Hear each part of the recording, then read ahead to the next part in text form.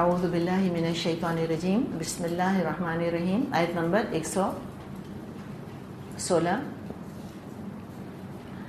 اب یہاں پر ہم دیکھ رہے ہیں کہ قرآن مجید کی اگر ہم ترتیب دیکھیں سورہ بقرہ سے شروع کر کے تو چھٹی دفعہ آدم اور ابلیس کا قصہ آ رہا ہے. فرمائے وَإِذْ قُلْنَا لِلْمَلَائِكَةِ اسْجُدُوا لِآدَمَ فَسَجَدُوا إِلَّا إِبْلِيسَ أَبَى. یاد کرو وہ وقت جب کہ ہم نے فرشتوں سے کہا تھا آدم کو سجدہ کرو. وہ سب تو سجدہ کر گئے لیکن ایک ابلیس تھا کہ انکار کر بیٹھا. اچھا اب یہاں پہ آپ دیکھیں کہ اللہ تعالیٰ نے اس سے پہلے بھی ایک اور شرک کا ذکر کیا ہوا ہے. ایک شرک اللہ نے ذکر کیا، بنی اسرائیل نے اللہ کی نافرمانی کی اور بچڑے کو سجدہ کیا، اور یہاں ابلیس نے اللہ کی نافرمانی کری اور آدم کو سجدہ نہیں کیا. تو وہاں بھی سجدے کا ذکر تھا، یہاں بھی سجدے کا ذکر ہے.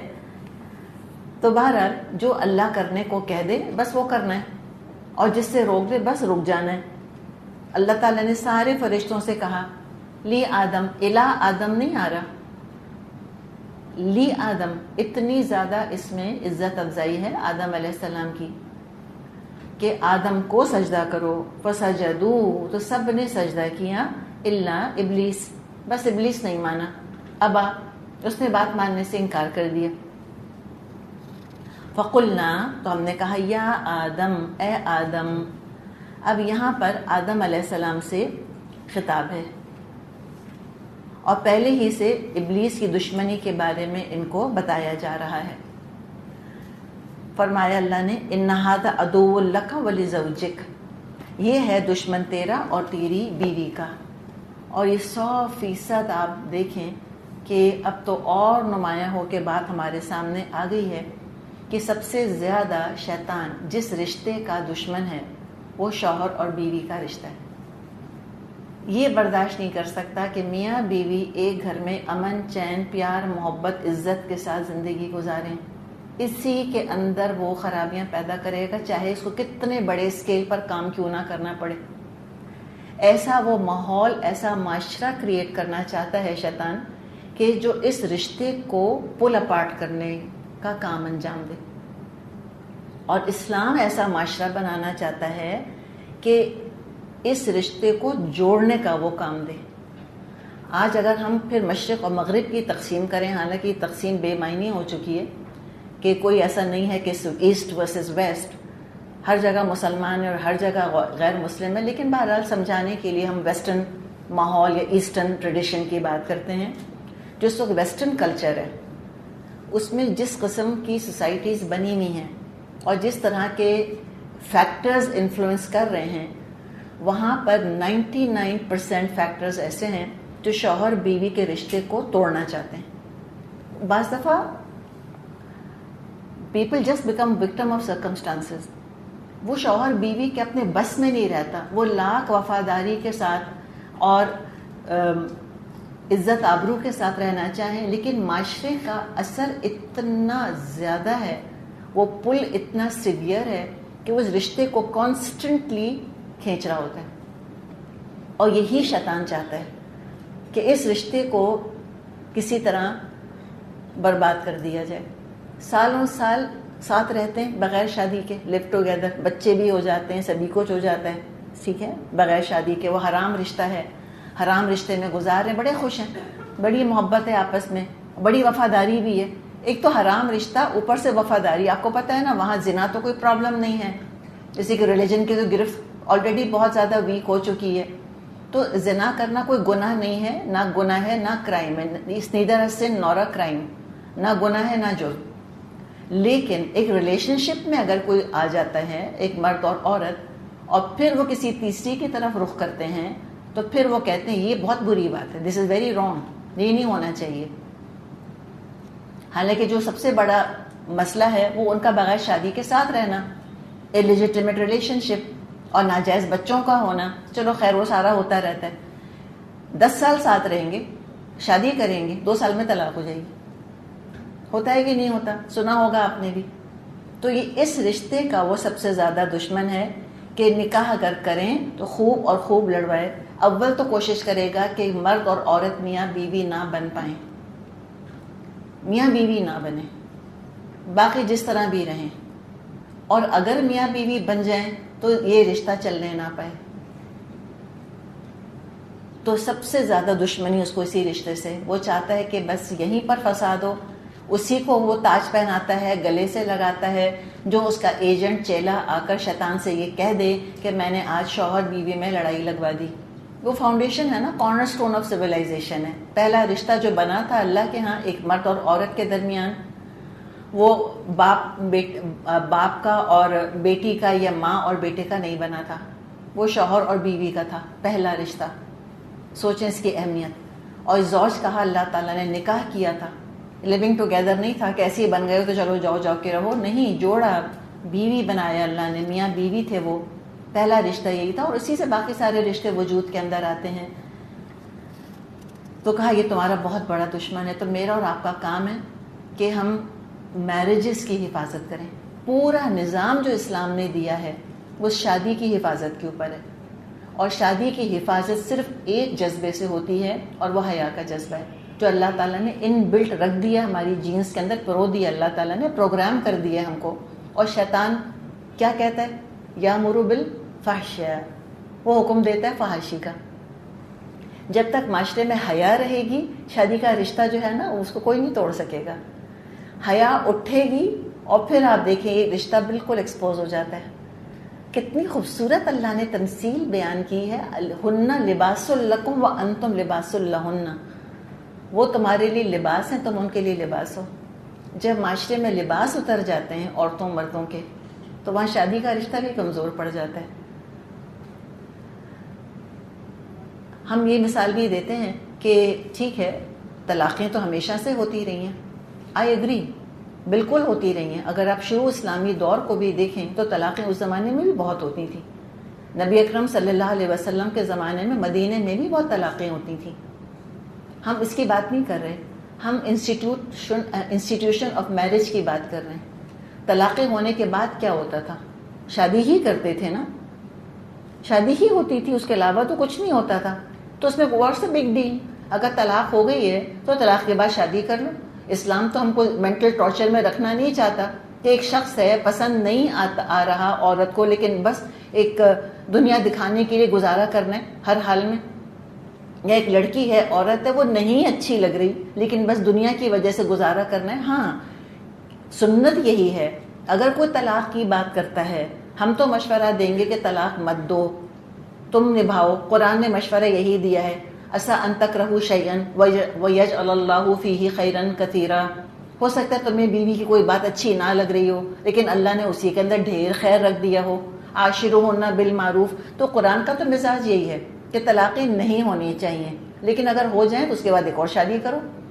ہم سورہ نور پڑھ لیں گے کہ تم اپنے غیر شادی شداؤں کی حتی الامکان کوشش کرو کہ سب کی شادیاں ہو جائیں، کہ معاشرے کے اندر بے نکاح کوئی نہ رہے. ایک نیچرل چیز ہے، انسان کی نیچرل خواہش ہوتی ہے کہ میں اپنا گھر بساؤں. ہر لڑکی ہر لڑکا یہ چاہتا ہے، تو یہ ہونا چاہیے.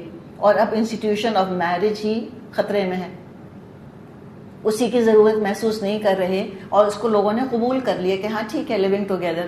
تو اس رشتے کی سب سے زیادہ دشمنی ہے. ہاں، اور اس کے بعد پھر جو اللہ تعالیٰ نے فرمایا کہ عدو لک ولزوجک، تیرا اور تیری بیوی کا دشمن ہے، پھر اور طرح سے بہکائے گا، برائی کی طرف راغب کرے گا. اور جنت میں رہتے ہوئے بھی بتا دیا کہ یہاں بھی دشمنی کا مظاہرہ کرے گا. تو اللہ نے وارن کر دیا تھا فلا یخرجنکما من الجنۃ فتشقی. تو دیکھو ایسا نہ ہو یہ تم کو جنت سے نکلوا دے اور پھر تم مصیبت میں پڑ جاؤ. تو جنت میں رہو گے تو ہم کہتے ہیں نا کہ every thing on the house. کوئی محنت نہیں تھی، کوئی مشقت نہیں تھی، پکا پکایا مل رہا ہے، سلا سلایا پہننے کے لیے موجود ہے، بس کھاؤ اور پیو. اللہ نے کہا تھا نا ہنی جہاں سے بھی چاہے تم کھاؤ اور تم پیو. ان لکا اللہ تجوع فیہا ولا تعرا. یہاں تم کو آسائشیں حاصل ہیں کہ نہ بھوکے ننگے رہتے ہو. وانک لا تظمأ فیہا ولا تضحا. اور نہ پیاس اور دھوپ تم کو ستاتی ہے. تجوع بھوک نہیں ہے، ہر طرف پھل ہی پھل ہیں، جو مرضی کھاؤ، کلو واشربو. اور لا تارا نہ یہاں پر تم ننگے ہو. تو یہاں پر ہم دیکھتے ہیں کہ جو تاریخ ہمیں بتا رہی ہے اور جو قرآن ہمیں بتا رہا ہے وہ پولر اپوزٹ ہے.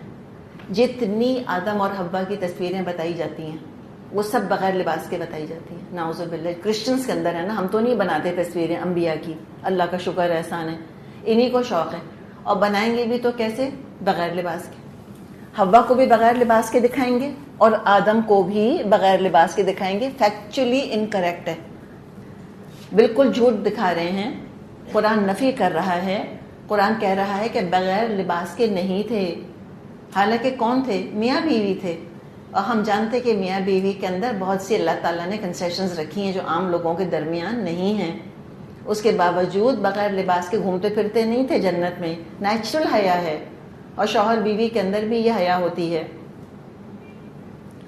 تو یہ بھی فرما دیا کہ نہ بھوک لگے گی, نہ بے لباس ہوگے, نہ تم کو اس میں پیاس لگے گی, اور نہ تم کو دھوپ ستائے گی. یعنی کہ آئیڈیل کوئی کلائمیٹ ہوگا. اور دنیا میں بھی ہوتا ہے آئیڈیل کلائمیٹ بعض جگہوں کا, کہ نہ اے سی کی ضرورت ہوتی ہے اور نہ ہیٹر کی ضرورت ہوتی ہے. تو جب دنیا میں ہوتا ہے تو جنت میں کیسے نہیں ہوگا؟ اچھا, اب آرام سے مزے سے رہ رہے تھے, نہ سردی گرمی کی تکلیف, نہ کمانا, نہ پکانا, کچھ نہیں. فوسوس الیہ الشیطان, شیطان نے اس کی طرف وسوسہ ڈالا. کس کی طرف؟ بہکانے کی ابتدا کس سے کری؟ کیا کہہ رہا ہے قرآن؟ آدم علیہ السلام سے. پھر یہ جو ہسٹری بنائی ہے ریلیجس ہسٹری, وہ کلیش کرتی ہے قرآن کے ساتھ. اور ریلیجس ہسٹری کس نے بنائی ہے؟ کرسچنز نے بنائی ہے. وہ کہتے ہیں کہ حوا کو بہکایا تھا پہلے, رائٹ, اور کو سیب کھلایا اور سانپ کی شکل میں آیا. پوری انہوں نے ایک پورا ڈرامہ بنا لیا اس کا. اللہ کہہ رہے ہیں نہیں, آدم علیہ السلام کو پہلے بہکایا. اللہ نے مرد کو قوام بنایا. وہ اس کو بہت بڑا آنر سمجھتے ہیں, اور نو ڈاؤٹ آنر ہے, لیکن وتھ آنر کمز رسپانسبلٹی. اللہ نے ذمہ دار بنایا ہے.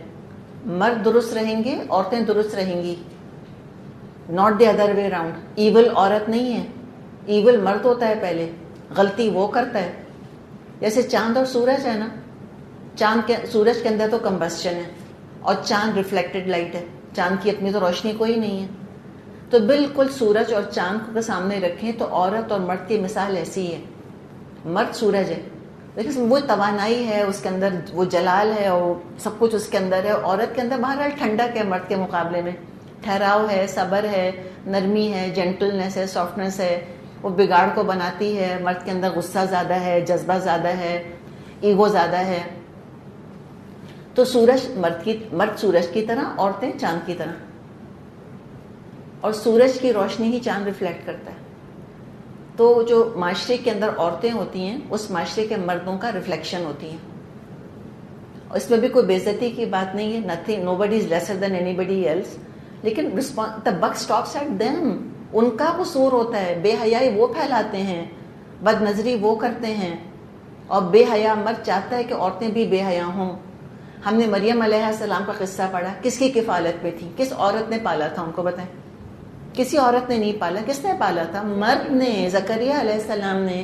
کتنے باحیا ہوں گے جو ایسی باحیا انہوں نے لڑکی پالی تھی.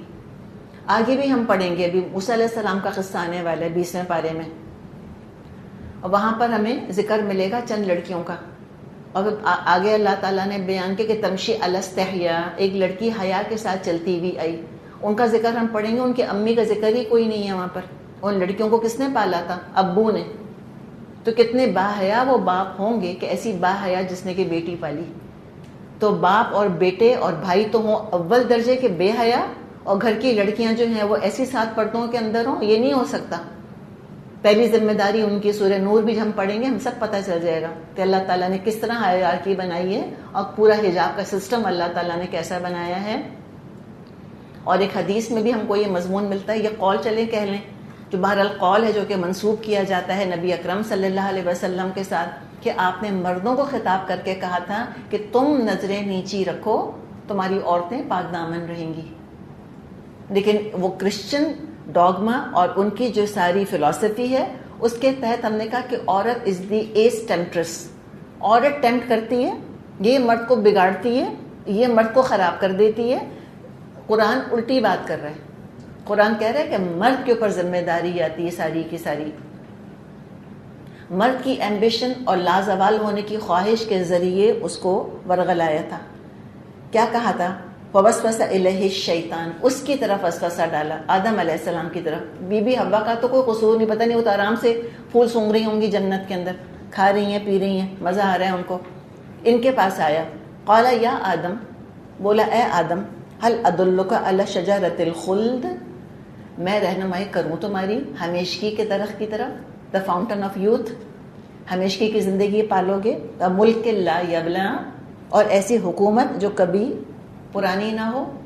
ایمبیشن، مرد کے اندر ایک نیکڈ ایمبیشن ہے، ایک ارج ٹو ڈومینیٹ ہے اس کے اندر، اس کو ایکسپلوئٹ کیا. ایمبیشن اور لازوال ہونے کی خواہش. آپ کے خیال میں کیسی آواز ہوئی ہوگی شیطان کی؟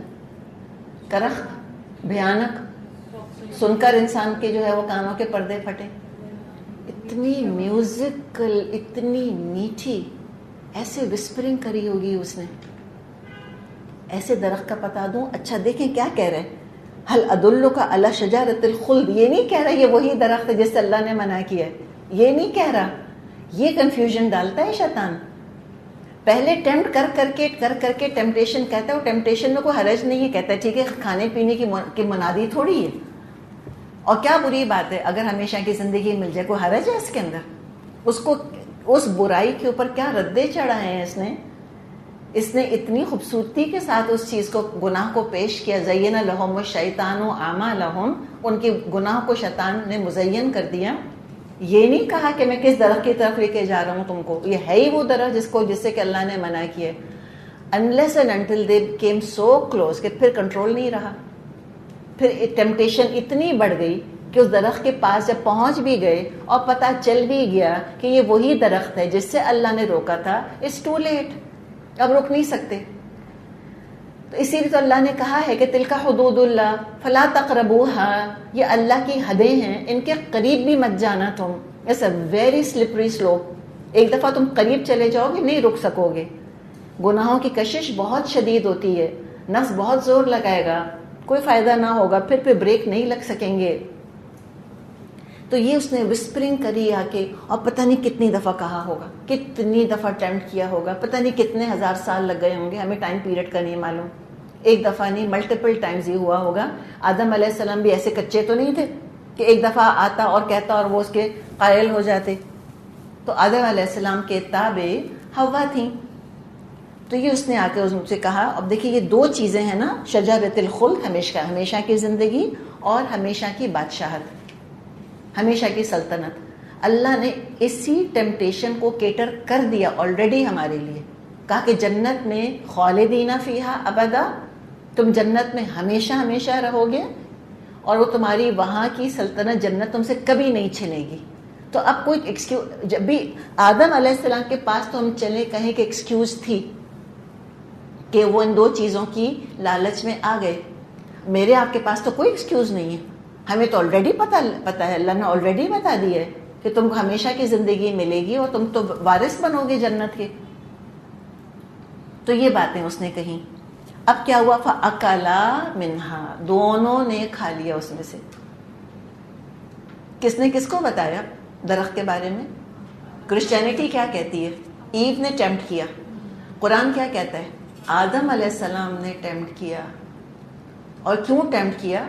محبت کی وجہ سے. اسے یہ بھی تو پتہ چل رہا ہے کہ وہ سوچتے ہوں گے چلو ہوا مرتی ہے تو مرے، میں تو زندہ رہوں گا ہمیشہ، میری جان چھوٹے اس سے. نہیں، بیسک اللہ تعالیٰ نے ہمیں بتا دیا کہ میاں اور بیوی میں شدید محبت ہوتی ہے، جو حدیثیں بھی ہم کو بتاتی ہیں کہ نکاح کے دو بول ہیں کہ دو اجنبیوں کو ایک دل کر دیتے ہیں، اور ساری محبتیں پیچھے رہ جاتی ہیں شوہر بیوی کی محبت کی وجہ سے. یہ ڈیفالٹ پوزیشن ہے، یہ حیرت انگیز، یہ کوئی ایکسیپشن نہیں ہے. This should be the norm, this should be the rule of دا تھم کہ میاں بیوی آپس میں محبت کریں، ان کے دل ملیں.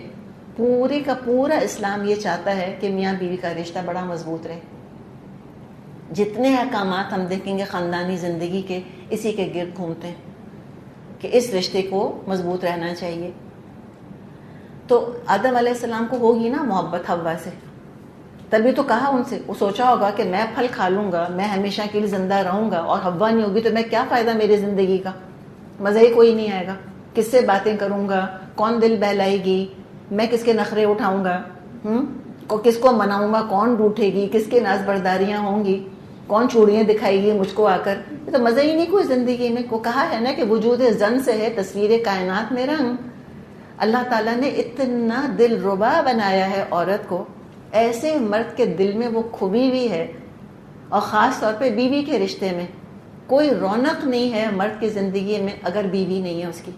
جو اس کی ادائیں ہیں، جو اس کی خوبصورتی ہے، جو اس کی محبت ہے، جو اس کے ناز ہیں، جو اس کی محبت کی چاشنی لے کر آتی ہے، جو گرم جوشی وہ لے کر آتی ہے، تو عورت سے تو گھر بنتا ہے. جنت میں دل نہیں لگ رہا آدم علیہ السلام کا حوا کے بغیر، تو اللہ نے حوا کو بنایا تھا ان کے لیے، اور حوا کے بغیر جینا نہیں چاہ رہے. وہ کہا ہوگا کہ تمہارے بنا کیا جینا، تو کہا کہ چلو دونوں کھاتے ہیں، تبھی تو کھلایا. اور دیکھیں پھر بیوی انسٹنکٹیولی مرد کو ٹرسٹ کرتی ہے. یہ ہوتا ہے جب محبت ہوتی ہے نا، پھر آنکھ بند کر کے کتنے پیپرز بعض دفعہ شوہر سائن کروا لیتے ہیں، آنکھ بند کر کے بیویاں سائن کر دیتی، کچھ نہیں پڑھتی کیا لیگل ڈاکیومنٹ ہے کیا. 100% پتہ ہوتا ہے کہ میرا شوہر میرے لیے بیسٹ چاہے گا، دھوکہ نہیں دے گا مجھ کو. تو یہ ڈیفالٹ پوزیشن ہے اس رشتے کی. اتنا اعتماد ہے. اور دیکھیں ساری چیز ادب اور اعتماد ہے. محبت اپنی جگہ، محبت کے بغیر شادی چل سکتی ہے، اعتماد کے بغیر، ٹرسٹ کے بغیر، رسپیکٹ کے بغیر نہیں چل سکتی. کتنا ٹرسٹ تھا نا حوا کو آدم علیہ السلام پر. ٹھیک ہے مس پلیس تھا، وہ الگ بات ہے، وہ تقدیر میں لکھا ہی ایسے تھا. آدم علیہ السلام نے کہا چلو چل کے پھل کھاتے ہیں، انہوں نے کہا چلو کھاتے ہیں، دونوں نے کھا لیا. تو مذکر کون ہے؟ یاد دہانی کس کو کرانی چاہیے؟ مذکر کس کو کہتے ہیں؟ مرد کو. اس کو یاد دہانی کرائی تھی. ان کا کام تھا کہ وہ نہ آتے ٹیمپٹیشن میں اور وہ بیوی کو بچاتے. تو مرد کی غلطی سے پھر عورت نے بھی غلطی کری. تو انیشل بلیم کہاں رکھا ہے اللہ نے کلیئر ہمیں بتا دیا. تو جیسے ہی پھل کھایا حرام لقمہ گیا. فبدت لہما سوآتہما، دونوں کی شرمگاہیں کھل گئیں. سوء دراصل سو لفظ کو ہم پڑھتے ہیں نا برائی، یعنی کہ وہ چیز جو کہ دیکھنا پسند نہ کرے انسان اور جس کو کھولنا پسند نہ کرے انسان. یہ جو افریقن ٹرائبز ہیں بالکل جن کا کہ ثقافت سے اور تمدن سے کوئی تعلق نہیں ہے، جو لباس نہیں پہنتے لیکن شرمگاہیں وہ بھی کور کرتے ہیں. پتوں سے کریں، کھالوں سے کریں، کچھ بھی کریں، اوپر کا حصہ اریاں رکھیں، کچھ بھی کریں لیکن شرمگاہ ڈھانک کے رکھتے ہیں. تو یہ نیچرل چیز ہے، فطری چیز ہے. کس نے درس دیا تھا یہاں پر؟ ان کو کلاس اٹینڈ کری تھی انہوں نے؟ نہیں، انگرینڈ ہے. حیا ہے نا، اسی لیے ہم بات کرتے ہیں کہ دیکھیں حیا یہ گندھی ہوئی ہے انسان کی فطرت کے اندر. بے حیائی ان نیچرل ہے، بے حیائی سکھانی پڑتی ہے اور حیا نیچرل ہے. تو جیسے ہی شرمگاہیں کھلی واتفقا یخصفان علیہما من ورق الجنہ، تو لگے دونوں اپنے آپ کو جنت کے پتوں سے ڈھانکنے، فوراً کور کرنے لگ گئے اپنے آپ کو. انسٹنکٹیو رد عمل، ایک دم ریفلیکس ان کا یہ تھا. حالانکہ پھر دیکھیں، یاد رکھیں کوئی تیسرا بندہ نہیں تھا، صرف ہسبینڈ اینڈ وائف تھے. اور جو میاں بیوی ہوتے ہیں، ٹھیک ہے ازواجی تعلق اپنی جگہ، لیکن نارملی گھر میں لباس پہن کے پھرتے ہیں. ناممکن ہے کہ بغیر لباس کے گھر میں پھریں.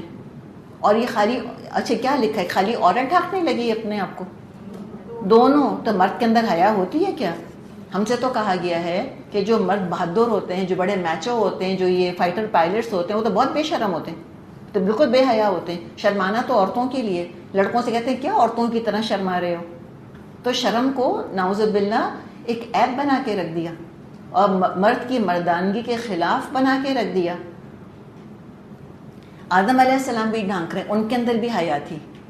تو مردوں میں حیا ہوتی ہے اور عورتوں کو بے حیا مرد نہیں اچھے لگتے، عورتوں کو با حیا مرد اچھے لگتے ہیں، جیسے کہ مردوں کو با حیا عورتیں اچھی لگتی ہیں. دونوں کا زیور ہے. نبی اکرم صلی اللہ علیہ وسلم کنواری لڑکی سے زیادہ حیا والے تھے. عثمان بے حد حیا والے، اکثرہم حیاء عثمان، ایسے حیا والے تھے عثمان کے فرشتے بھی حیا کرتے تھے عثمان رضی اللہ عنہ سے. اور بہادری کے اندر کوئی کمی نہیں تھی نبی اکرم صلی اللہ علیہ وسلم کی. ان سے تو بہادر صحابہ کہتے ہیں ہم نے کوئی دیکھا نہیں. کوئی خطرہ ہوتا تھا سب سے آگے نبی اکرم صلی اللہ علیہ وسلم ہوتے تھے. یہ مت بنائی ہے کہ بہادری اور شرم دے ڈونٹ گو ٹوگیدر. یا تو بہادر بن جاؤ یا تم شرماتے رہو. ایبسلیوٹ شرم مرد کے اندر ہونی چاہیے. بے شرم مردوں کی وجہ سے عورتیں بے شرم ہو جاتی ہیں, اس لیے کہ وہ چاہتے ہیں کہ عورتیں بھی بے شرم ہوں. کس نے پردہ اتارا ہے عورتوں کا؟ مردوں نے اتارا ہے. انہوں نے گھسیٹا ان کے سر پہ سے پردہ, انہوں نے اتروائی ہیں نقابیں ان کی, انہوں نے کہا ہے کہ تم اسکرٹ پہنو. ٹرکی کی ہسٹری پڑھیں نا, آپ کو سب پتہ چل جائے گا. ٹونیزیا کا دیکھیں, الجیریا کا دیکھیں, ٹرکی کا دیکھیں. یہ سارے مرد ہیں نا سامنے کرنے والے, نچوانے والے اپنی بیویوں کو. تو سارا مسئلہ تو ان کا ہے یہاں پر. تو دونوں نے اپنے آپ کو کور کیا. مرد کے اندر بھی حیا تھی, انہوں نے بھی ڈھانکا. کچھ تھا ہی نہیں وہاں پر. اور تو پھر کیا کیا, جب جنت کا لباس اتر گیا تو پتوں سے کور کرنے لگ گئے. تو اس سے اندازہ ہوتا ہے کہ جنت کے پتے بڑے بڑے ہوں گے. وَعَصَىٰ آدَمُ رَبَّهُ فَغَوَىٰ. آدم علیہ السلام نے اپنے رب کی نافرمانی کری اور راہ راست سے پٹک گئے, اغوا ہو گئے. اغوا میں کیا مرضی شامل نہیں ہوتی, بس انسان کسی پہ ٹرسٹ کرتا ہے اور وہ ٹرسٹ جو ہے اس کا مسپلیسڈ ہوتا ہے اور وہ اس کی باتوں میں آ جاتا ہے, بہکا دیتا ہے کوئی اس کو اور وہ اس کے ساتھ شامل ہو جاتا ہے. تو وہ بات ہی ساری کیا تھی کہ اللہ کی بات مانی کیوں نہیں, اڑ جانا چاہیے تھا, جم جانا چاہیے تھا. لیکن ہم کہتے ہیں نا کہ ہم آدم علیہ السلام کی ڈیفنس میں یہ بات کہیں گے کہ ابھی ان کو اعوذ باللہ من الشیطان الرجیم نہیں آتا تھا, ان کو نہیں پتا تھا. ابھی وہ صرف انسان تھے, ابھی وہ نبی بھی نہیں بنے تھے. نبیوں کو تو اسپیشل امیونٹی حاصل ہوتی ہے شیطان کی طرف سے, تو وہ تو ابھی نبی تو نہیں تھے نا. ابھی تو خالی اللہ تعالیٰ نے آدم بنایا, انسان بنایا. تو اللہ تعالیٰ نے بتا دیا کہ کتنا شاطر تمہارا دشمن ہے, کتنا چالاک ہے, کتنا عیار, کتنا مکار ہے, کتنا کننگ انیمی ہے تمہارا. تو اب اللہ تعالیٰ ڈیفنس کا طریقہ سکھائے گا. ثم اجتباہ ربہ, پھر اس کے رب نے اس کو برگزیدہ کر لیا. کس بنا پر؟ استغفار کی وجہ سے. ڈائریکٹ اللہ سے سن کر نافرمانی کری تھی, ڈائریکٹ سن کر. آپ نے ڈائریکٹلی نہیں سنا اللہ سے. ہم نے تو نبی اکرم صلی اللہ علیہ وسلم سے بھی نہیں سنا ڈائریکٹ. ہم نے تو یخنی کی یخنی پیے. ہم تو روایات سن رہے ہیں. قرآن بھی ہمارے سامنے نازل نہیں ہوا, ہم تک بس صحیفوں میں ورقوں میں لکھا ہوا پہنچا ہے الحمدللہ. تو ہم نافرمانی کر کے استغفار کریں گے تو اللہ قبول نہ کرے گا.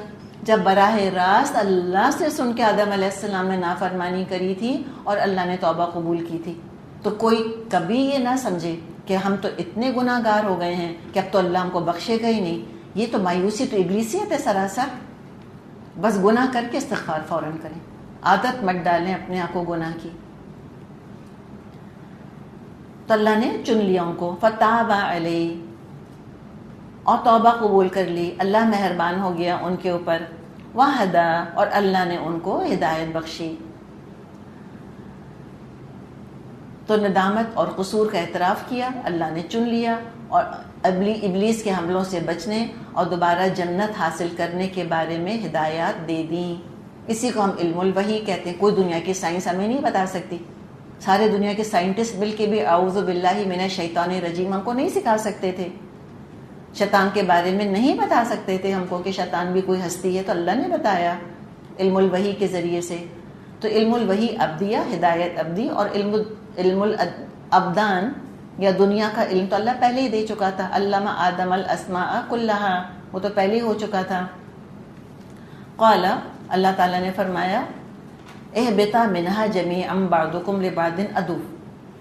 اللہ نے کہا اترو تم دونوں, منہا یہاں سے, جمیعا سب کے سب, بعضکم لبعض عدو تم ایک دوسرے کے دشمن ہوگے. فَإِمَّا يَأْتِيَنَّكُم مِّنِّي هُدًى فَمَنِ اتَّبَعَ هُدَايَ فَلَا يَضِلُّ وَلَا يَشْقَىٰ. تم ایک دوسرے کے دشمن ہوگے. اب اگر میری طرف سے تمہیں کوئی ہدایت پہنچے تو جو میری اس ہدایت کی پیروی کرے گا وہ نہ بھٹکے گا, نہ بدبختی میں مبتلا ہوگا. شیطان بدبخت بنانے کی کوشش کرتا ہے ہم کو, اللہ نے بچا لیا ہے دراصل. تو تم ایک دوسرے کے دشمن, یعنی انسان اور شیطان، ان دو کا ذکر کیا جا رہا ہے. دو ہی پارٹیز ہیں نا. کہا یہ تم ایک دوسرے کے دشمن ہوگے، اور میری طرف سے ہدایات آتی رہیں گی، ضرور آئیں گی. جو میری ہدایت کی پیروی کرے گا، دیکھیے اتباع کا لفظ آیا، اطاعت کا لفظ نہیں آیا. انکویسچننگ اوبیڈینس، بس جو کہا جائے نا وہ تو کرنا ہی کرنا ہے، لیکن رسول کو دیکھ کے بس تم ان کو فالو کرتے رہنا، تو نہ تو بھٹکے گا نہ ہی بدبخت ہوگا، کوئی مسئلہ ہوگا ہی نہیں. وَمَنْ عَارَضَ عَنْ ذِكْرِهِ، ہاں جس نے میرے ذکر سے منہ موڑا، تو آخرت میں تو جو ہونا ہے وہ تو ہونا ہے، دنیا میں کیا ہوگا. فَإِنَّ لَهُ مَعِيشَةً، اس کے لیے معیشت ہوگی، دنیا ہوگی، دنیا کا ساز و سامان ہوگا، دنیا وسیع ہوگی، اس کے لیے ترقی ہوگی، وسائل ہوں گے، نرم نرم گدے ہوں گے، اے سی لگے ہوں گے، بہترین لباس ہوگا، بیسٹ کھانا ہوگا کہ کیا کھائیں کیا نہ کھائیں، سب کچھ ہوگا. لیکن کیسی ہوگی معیشت؟ دنکن، تنگ، کانٹے دار، اذیت ناک. تو جو قرآن کے علم کو حاصل نہیں کرے گا، جو قرآن پہ عمل نہیں کرے گا، وہ دنیا میں بھی پریشان ہوگا اور آخرت میں بھی بدبخت ہوگا. معیشتاً دنکن سے اس کا سابقہ پڑے گا. اللہ کا حکم بھلایا اس نے، اللہ نے اس کو مشقت میں ڈالا. یہ تو ٹٹ فار ٹیٹ ہے دنیا کے اندر. یہ صرف شیطان کا ڈالا ہوا دھوکہ ہے کہ جو اللہ کی نافرمانی کرتے ہیں وہ بہت خوش رہتے ہیں. دلچسپی اور چیز ہے، انٹرسٹنگ ہونا کسی چیز کا کچھ اور چیز ہے، ہیپینس بالکل ہی کچھ اور چیز ہے. اب پتہ ساری دنیا ہیپینس تلاش کر رہی ہے آج کل. کیوں؟ اس لیے کہ نہیں مل رہی لوگوں کو. جب کوئی چیز انقا ہونے لگتی ہے، ریئر ہونے لگتی ہے، ایکسٹنکٹ ہونے لگتی ہے، تبھی تو اس کے بارے میں غلغلہ ہوتا ہے، تبھی تو شور اٹھتا ہے اس کے بارے میں. تو لگژری اور پلیجر بالکل کچھ اور چیز ہے. پلیجر تو نفس کا معاملہ ہے، اور ہیپینس تو اللہ کی ایک سٹیٹ ہوتا ہے. پلیجر آربیٹری ہوتا ہے، ٹرانزینٹ ہوتا ہے، عارضی طور پہ آتا ہے پلیجر. ٹھنڈا پانی پیا پلیجر ملا، کیک کھایا پلیجر ملا، شاپنگ کر لی پلیجر ملا. لیکن پلیجر ہیپینس نہیں دیتا ہر دفعہ. بعض دفعہ جب پلیجر ختم ہوتا ہے تو ہیپینس اور نیچے چلی جاتی ہے. یہ جو شاپوہولکس ہوتے ہیں، شاپنگ کرتے رہتے ہیں، ان کو ایک ہائی ملتا رہتا ہے نا. اچھا، آپ نے کبھی شاپوہولکس کے بارے میں پڑھا؟ کون لوگ اتنے زیادہ کنزیومرز ہوتے ہیں، کون اتنا زیادہ شاپ کرتے ہیں جا کے؟ اس کے پیچھے کیا جذبہ ہوتا ہے؟ اس کے پیچھے ڈپریشن ہوتا ہے. عام طور پہ جو ڈپریسو ہوتے ہیں وہ بہت زیادہ شاپنگ کرتے ہیں. عارضی طور پہ ان کو ایک ہائی مل جاتا ہے، اس کے بعد جب گھر آتے ہیں پھر وہ کم ہونا شروع ہوتا ہے اور پھر ڈپریشن کے اندر چلے جاتے ہیں. تو یہ جو اللہ کو بھلا کر جو دنیا کا آج حال ہے، اتنی زیادہ لا خدا دنیا کبھی بھی نہیں تھی. دنیا کا مسئلہ ہمیشہ سے اللہ کو بھلانا نہیں تھا، دنیا کا مسئلہ شرک رہا تھا ہمیشہ سے. یہ پہلی دفعہ ہم ایسا دور دیکھ رہے ہیں کہ جس میں اللہ کی اہمیت ہی کوئی نہیں ہے. لا خدا معاشرے، لا خدا قانون. تو اس میں ہم دیکھتے ہیں، اگر ہم معیشتاً دنکن کو دیکھیں، کہ جو ذہنی بیماریاں ہیں اور جو پریشانیاں ہیں، جتنا جتنا انسان اللہ سے دور ہوتا چلا جا رہا ہے، اتنی انگزائٹی بڑھ رہی ہے، اتنا ڈپریشن بڑھ رہا ہے. Lack of peace, lack of blessing. نعمتیں ہیں وہ مصیبت بن گئی ہیں. کھانا ہے گھر کے اندر لڑے چلے جائیں گے. گھر کے اندر اب ماں باپ اور بچے ساتھ نہیں رہ سکتے، ایک لگتا ہے وہ بھی مصیبت ہے جیسے. گھر ہیں خوشیاں نہیں ہیں، رشتے ہیں تنہائی ہے اس کے اندر، شوہر بیوی ہیں وفاداری نہیں ہے، اولاد ماں باپ ہیں فرما برداری نہیں ہے اس کے اندر. تبھی تو لوگ چاہتے ہیں کہ بچے نہ ہوں. کوئی دیکھے نا ریزن ہے نا، کوئی لوگ بچے کیوں نہیں چاہتے. وہ اس لیے بچے نہیں چاہتے کہ بچے عذاب بن گئے ہیں، بوجھ بن گئے ہیں. وہ تو ماں باپ کے اوپر مسلط ہو گئے ہیں آ کر. پہلے ماں باپ فکر نہیں کیا کرتے تھے، اولاد فکر کرتی تھی کہ ماں باپ کی عزت ہم رکھیں. اب وہ بھی ذمہ داری ماں باپ کے سر پر آ گئی ہے کہ ہم ماں باپ سوچتے ہیں کہ بھئی ہم بچوں کے قابل ہیں بھی کہ نہیں، ہم بچوں کی عزت رکھ بھی رہے ہیں کہ نہیں. تو کہتے ہیں بھئی اس بوجھ کو کون اٹھائے، چھوڑو اس کو. اور اب ان تمام چیزوں سے ہونا کیا چاہیے تھا کہ انہوں نے کہا تھا کہ ہم انسٹیٹیوشنلائزیشن کو ختم کرنا چاہتے ہیں. اور 2 انسٹیٹیوٹس ختم کرنے کی کوشش کی اور کامیاب بھی ہوئے. Give them the due. وہ کون سے 2 انسٹیٹیوٹس تھے؟ ایک institute of marriage, institution of marriage, اور ایک انسٹیٹیوشن آف ریلیجن. کہتے ہیں ہمیں آرگنائز ریلیجن نہیں چاہیے، ایک اور پلیز بات یاد رکھیے، جو اسپریچویلٹی ورڈ ہے نا، روحانیت، یہ بڑا خطرناک لفظ ہے. لا خدا روحانیت بھی ہو سکتی ہے. وہ کہتے ہیں اسپرٹ آف دا یونیورس. یہ جو ریکی وغیرہ کے بارے میں کوئی سنا ہوگا نا آپ نے، یا جیسے یہ یوگا ہوتا ہے، تو کہتے ہیں ہم کائنات کی اسپرٹ کے ساتھ اپنے آپ کو ہم آہنگ کر رہے ہیں. اب یہ شرک نہیں ہے تو مجھے بتائیں پھر شرک اور کیا ہوتا ہے؟ تو روحانیت نہیں ہے ہمارے ہاں. ہمارے ہاں ایمان ہے. ایمان کچھ اور چیز ہے. روحانیت تو لا خدا بھی ہو سکتی ہے، بغیر ایمان کی بھی روحانیت ہو سکتی ہے. ساری دنیا اسپریچویلٹی تلاش کر رہی ہے، ایمان کے بغیر نہیں ملے گی. تو یہ دو انسٹیٹیوشنز ابالش کر دی ہیں، میرج اور ریلیجن. چلو بھائی بہت خوش ہونا چاہیے تھا. وہ کہتے ہیں فریڈم چاہیے ہم کو. چلو تم کو بڑا آزاد ہونا چاہیے تھا، انجوائے کرو فریڈم. بہت خوش ہونا چاہیے تھا، ہیپینس انڈیکس بہت بڑھ جانا چاہیے تھا. لیکن فگرز تو کچھ اور بتا رہے ہیں ہم کو. فگرز ہم کو یہ بتا رہے ہیں کہ 45% اسٹوڈنٹس ڈپریس ہیں. اسی ایج کے اندر 29 ایئرز والی جو ایج ایک زمانے میں ہوتی تھی جس میں کہ لوگ خودکشی کرتے تھے، ایوریج ایج یہ تھی. 29 پلس پہ لوگ خودکشیاں وغیرہ کرنے کی سوچتے تھے یا اٹیمپٹ کیا کرتے تھے. اب یہ ایج کیا ہو گئی ہے؟ کس ایج پہ خودکشی کر رہے ہیں؟ ایوریج ایج کیا بن گئی ہے؟ 14 ایئرز، 14 سال. 45 سالوں کا انہوں نے سروے کیا ہے، اور ورلڈ ہیلتھ آرگنائزیشن یہ بتا رہی ہے کہ خودکشیاں 60% بڑھ گئی ہیں پہلے کے مقابلے میں. معیشتاً دمکن ہے کہ نہیں؟ اور جو ایج بریکٹ جس میں سب سے زیادہ سوسائڈز ہیں وہ یہی ہے جو آپ کو بتایا ابھی، 15 سے لے کے 45 ایئرز آف ایج. میکسیمم اس میں سوسائڈز ہوتی ہیں. 800,000 ڈیتھس بائی سوسائڈ ہیں، اور یہ فگر انڈر ایسٹیمیٹڈ ہے، ڈیفینیٹلی اوور ایسٹیمیٹڈ نہیں ہے. اور سب سے زیادہ سوسائڈز کون کرتا ہے؟ لڑکیاں. سب سے زیادہ مینٹل ایشوز کس کو ہیں؟ لڑکیوں کو. Depression, anxiety, low self esteem, یہ لڑکیوں کو ہے. تو ان کو تو ہیپینس زیادہ ہونی چاہیے تھی نا. انہوں نے تو وعدہ کیا تھا ہم سے کافر ہونے کے، ہم عورتوں کو آزاد کریں گے، ہم عورتوں کو عزت دیں گے، ہم عورتوں کو پیر پہ کھڑا کریں گے، ہم عورتوں کو خوش کریں گے. کہاں گیا وہ سارا وعدہ؟ اللہ نے کہا کہ شیطان کے وعدے سوائے دھوکے کے اور کچھ نہیں ہیں. ہر 40 سیکنڈ میں ایک سوسائڈ ہو جاتی ہے. Every 40 seconds suicide, attempted suicide. Suicide wards دیکھیں بھرے پڑے ہیں دنیا کے اندر. اب وہ ہیلپ لائنز انہوں نے شروع کی ہوئی ہیں دنیا بھر میں کہ آپ ایک ہیلپ لائن لیں، کوئی وہاں سے باتیں کرے گا، کوئی آپ کو سمجھائے گا، بجھائے گا کہ آپ خودکشی نہ کریں.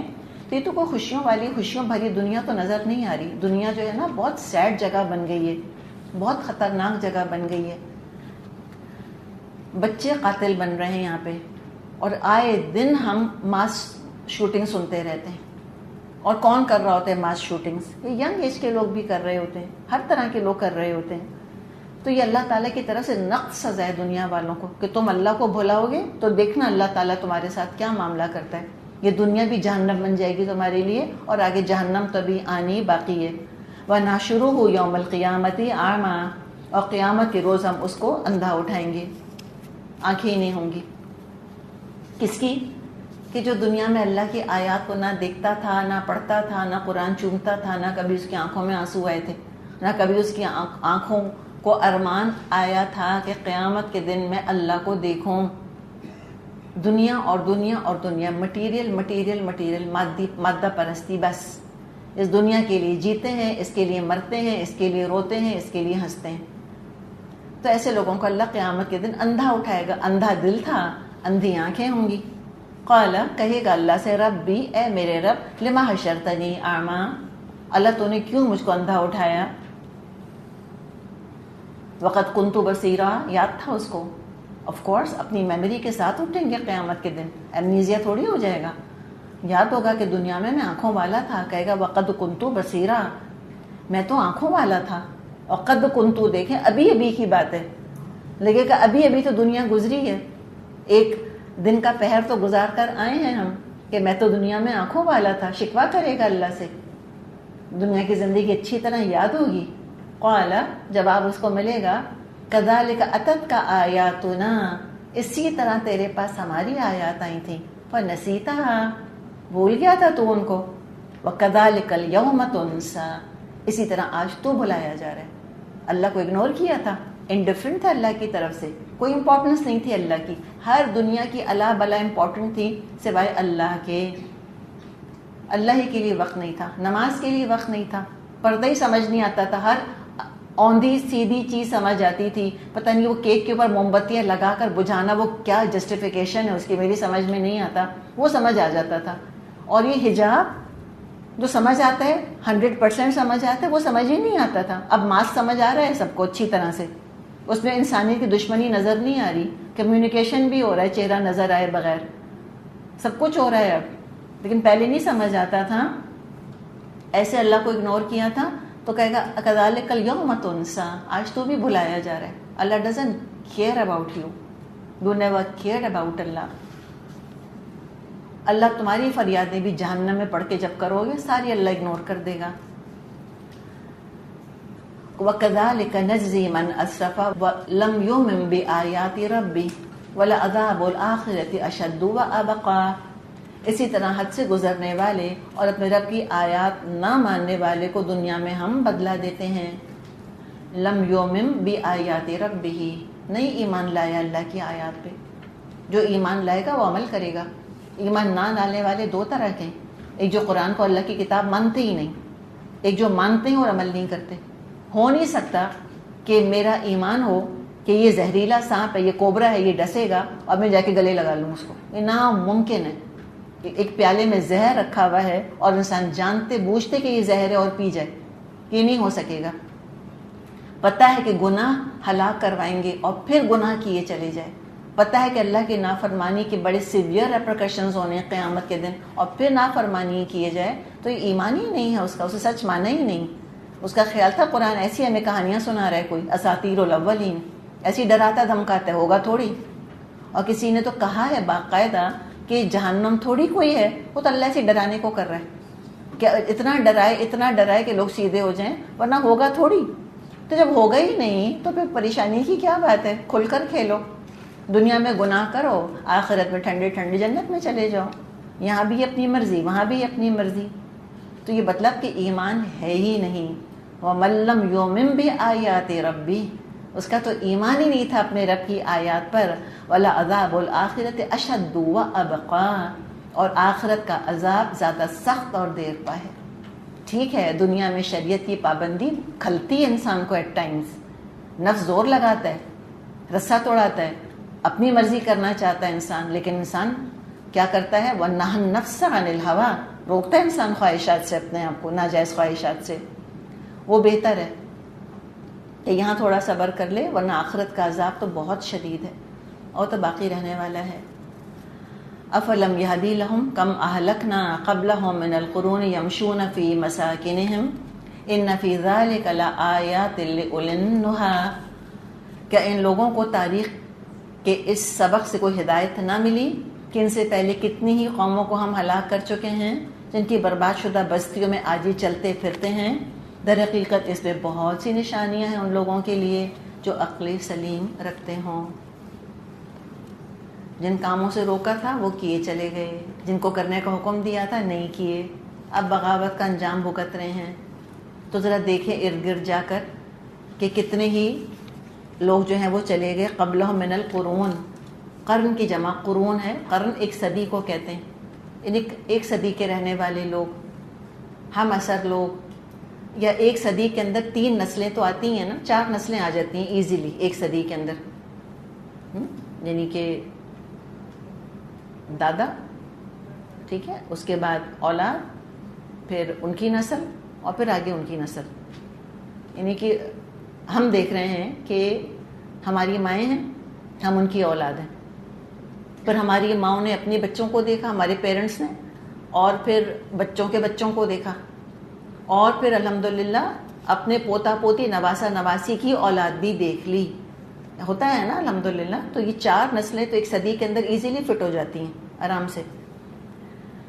تو کتنی ہی نسلیں تم دیکھو جو چلی گئیں.